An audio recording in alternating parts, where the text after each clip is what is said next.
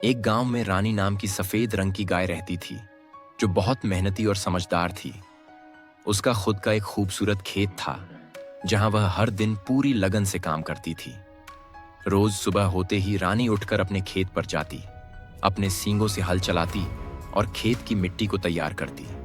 फिर वह पाइप से खेत में पानी डालती, जिससे फसल को अच्छी सिंचाई मिल सके। उसकी मेहनत रंग लाने लगी और कुछ महीनों बाद खेत में लहराते हुए सुनहरे गेहूं तैयार हो गए।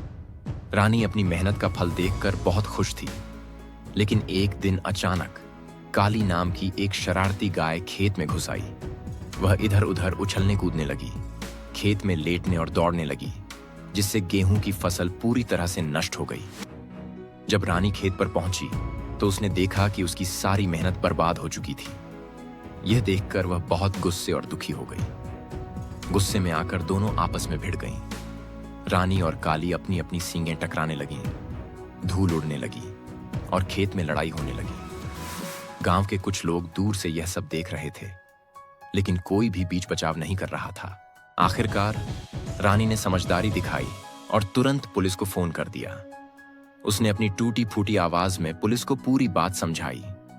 कुछ ही देर में पुलिस की गाड़ी खेत में आ पहुंची। पुलिस वाले गाड़ी से उतरे। उन्होंने काली को देखा और समझाया कि ऐसा करना गलत है, लेकिन काली पहले ही अपनी गलती समझ चुकी थी। ये क्या, अभी तक आपने रानी के लिए एक लाइक नहीं किया? पुलिस ने उसे गाड़ी में बैठाया और अपने साथ ले गई। रानी ने गहरी सांस ली और राहत की अनुभूति की। अब वह फिर से अपने खेत को ठीक करने की सोचने लगी, क्योंकि वह जानती थी कि मेहनत से सब कुछ फिर से सही हो सकता है। गांव के लोग भी उसकी मेहनत की सराहना करने लगे और उसकी कहानी पूरे गांव में मशहूर हो गई। सीख: मेहनत का कोई विकल्प नहीं होता और समस्या का हल लड़ाई से नहीं, समझदारी से निकालना चाहिए।